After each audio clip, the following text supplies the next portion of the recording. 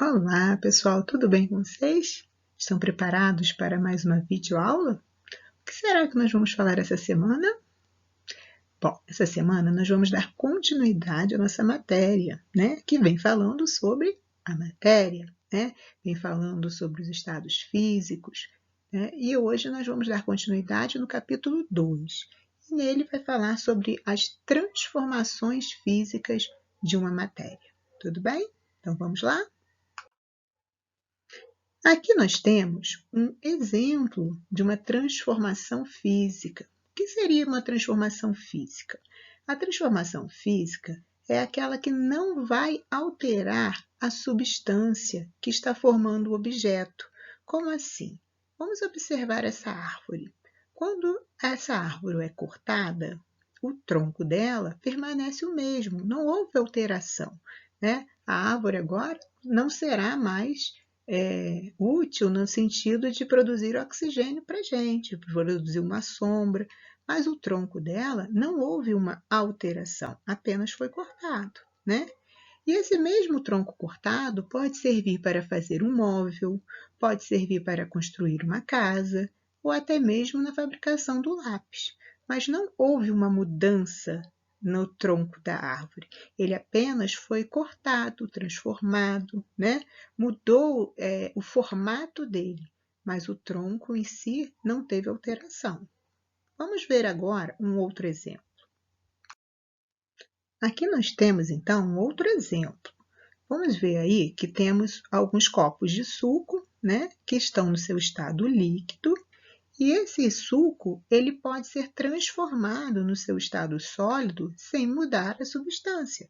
Vai continuar sendo a mesma substância. O que vai mudar é apenas o seu formato, que deixa de ser líquido e passou a ser sólido. Então, o suco, por exemplo, aí, o primeiro que pode ser de goiaba, né, o segundo maracujá e o terceiro abacaxi, né, pela tonalidade, ele deixa de ser líquido, deixa de ser suco, né, e passa a ser um picolé, se nós colocarmos em uma forminha, mas a substância permanece a mesma. Vamos falar agora um pouquinho sobre misturas. O que vem a ser a mistura? Mistura ocorre quando juntamos duas ou mais substâncias, porém, mesmo sem enxergar, elas estão presentes. O que significa isso? Vamos observar esses dois exemplos que a tia Roberta colocou aí, ó, água e óleo. Se nós misturarmos a água com o óleo e deixá-lo, né, um pouquinho parado, nós vamos perceber que esses dois não se misturam. Né? Então, apesar dele estar misturado, está junto, né? Nós misturamos ele ali, então estão os dois ali no resultado, né? No copo, mas a gente consegue observar essa diferença ali. Quer ver um outro exemplo? Quando a gente pega, por exemplo, feijão e milho, né? Se a gente juntar o feijão com o milho, a gente consegue misturar, mas eles não vão ficar juntinhos, né? A gente consegue observar, enxergar os dois de forma separada, diferente desse segundo exemplo que está aí. Nesse segundo exemplo, seja água com sal ou água com açúcar, né? À medida que a gente mistura, a gente só consegue observar como se fosse água pura, né? Mas se a gente for beber, a gente vai perceber que nessa água contém o sal ou contém o açúcar, tá? Então, o que a tia Roberta quer que vocês percebam? Que a mistura não é apenas aquilo que a gente está visualizando como a água e o óleo, mas também o que a gente não visualiza, né? Os dois.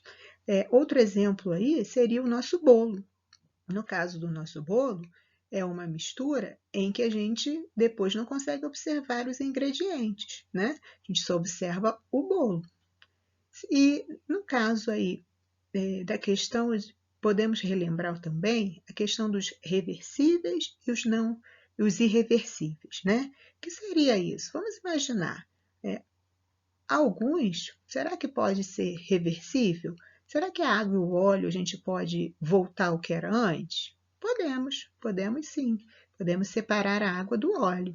Será que o feijão, que eu dei o exemplo, e o milho, podemos voltar ao que era antes? Sim. Então, são exemplos de reversíveis. No caso do bolo, como eu falei, ele é irreversível, certo? Quando a gente falar de água e sal, é um pouquinho mais complicado. Por quê? Aparentemente, ele não é reversível, né? Como que eu vou separar a água do sal? Mas é possível sim. Existe uma certa forma, né, chamada de destilação, em que a gente consegue fazer essa separação. Mas isso é um assunto um pouquinho mais para frente. O que eu quero que vocês observem hoje, então, além, né, do que é uma mistura, gostaria de que vocês percebessem também que algumas podem ser reversíveis e outras não podem, não conseguem ser reversíveis, né? Seriam irreversíveis, não voltam então ao que era antes. Tudo bem?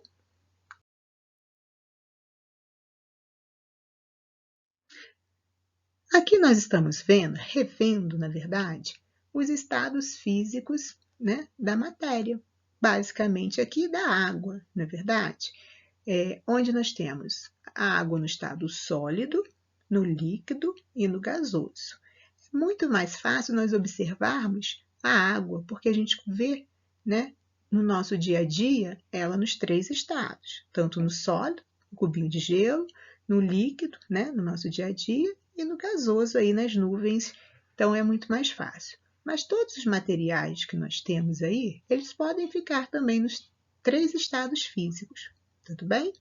Mas vamos ver o que a Roberta tem para hoje de novidade, né? Isso aí é apenas uma revisão, sólido, líquido e gasoso.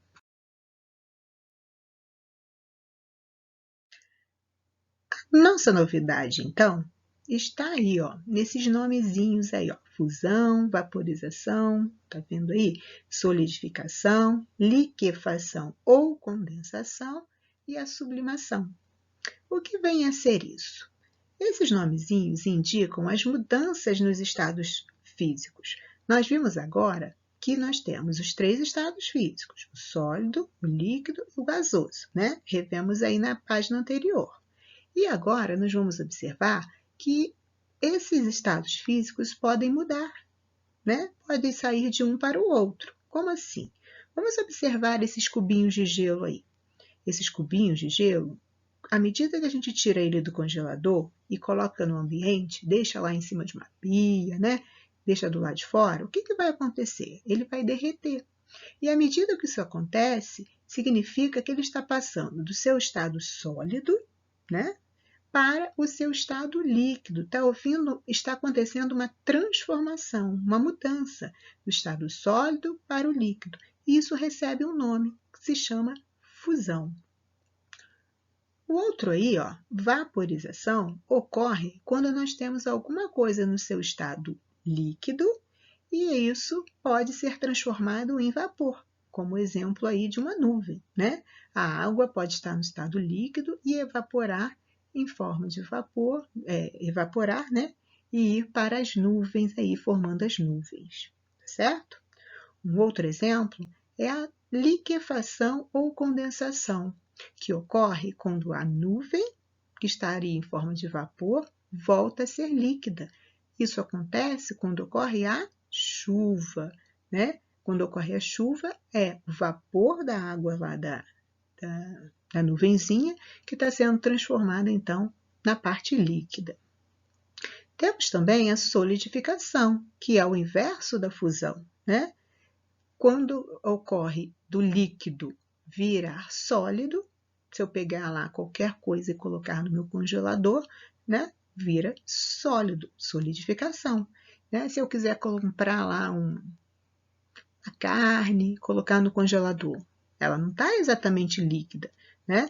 Mas ela também ficaria sólida. Ocorreu também uma solidificação, tá certo? Também acaba sendo uma forma de solidificar. E existe, por fim, aí o que a gente chama de sublimação. O que seria sublimação? É quando ocorre a passagem do sólido direto para o gasoso ou do gasoso retornando para o sólido, tá? Esses exemplos aí já são um pouquinho mais complicados, né? Tirando aí a do gasoso para o sólido, do gasoso para o sólido, a gente poderíamos dar o exemplo do granizo, né? Por que o granizo? O granizo é a nuvem que estaria em forma de vapor e que vai cair lá em forma de gelo. Então, é uma forma de sublimação também, do gasoso para o líquido. E no caso do sólido para o gasoso, nós podemos pensar naquela fumacinha que se coloca em festas, né, de boate, né? Que ali, na verdade, é o gelo que a gente chama de gelo seco, que é transformado, né? O gelo ele é transformado direto para o vapor. É também um exemplo de sublimação, então, mas do sólido para o gasoso, tá bem?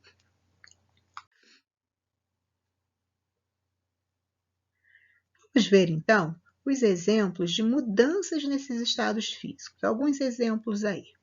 No primeiro, nós estamos falando sobre a solidificação.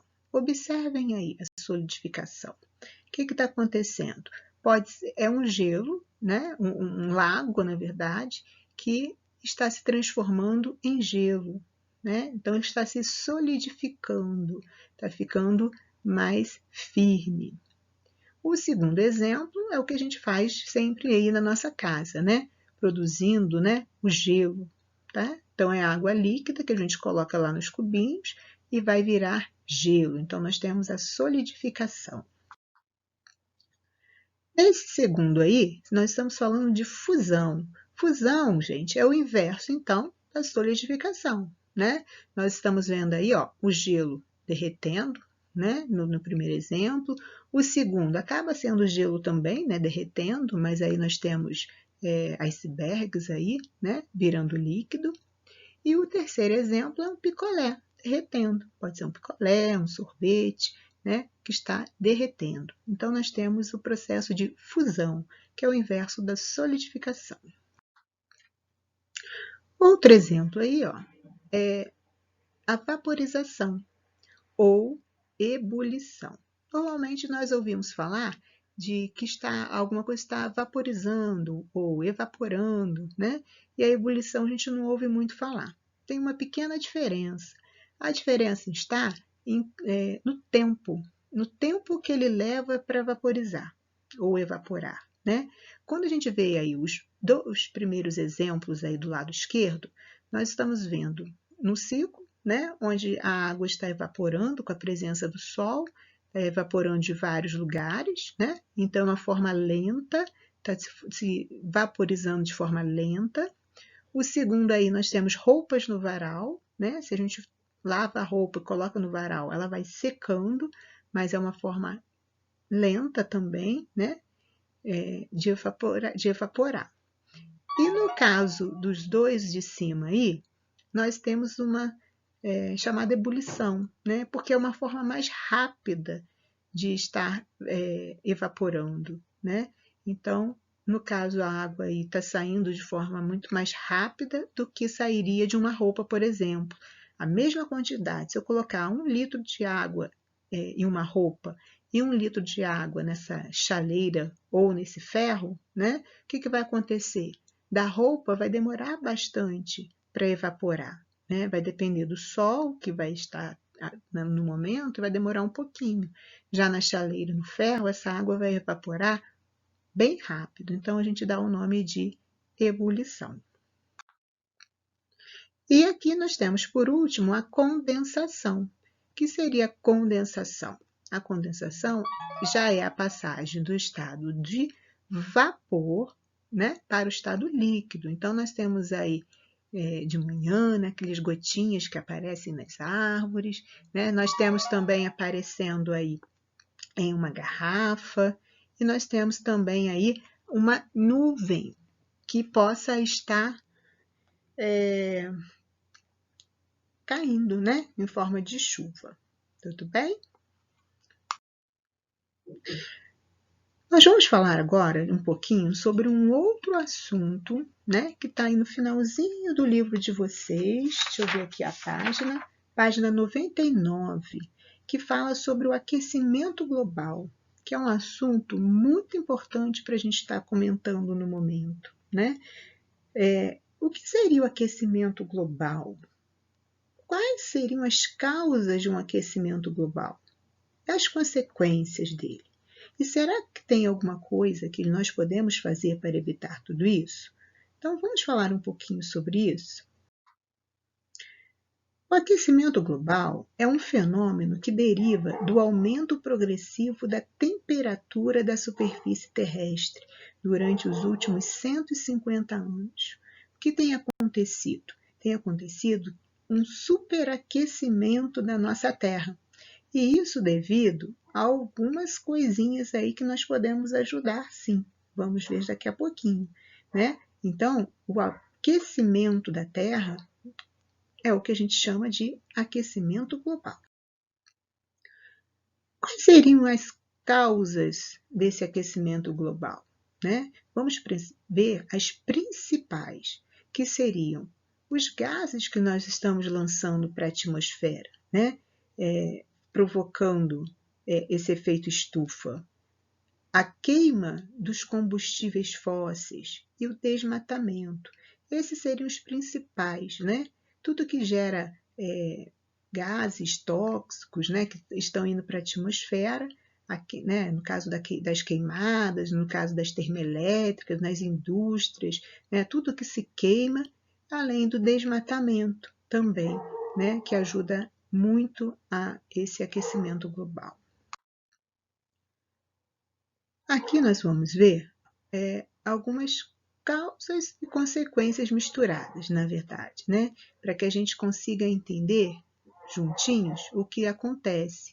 À medida que a gente polui o nosso ar, né, que vai provocando esse efeito estufa e, por consequência, o aquecimento da Terra, isso vem provocando o derretimento das geleiras. Então, nós estamos vendo aí um ursinho, né, no topo de uma geleira, tadinho, tentando se segurar aí no que restou. Por quê? Porque esse aquecimento vem provocando, né, esse derretimento.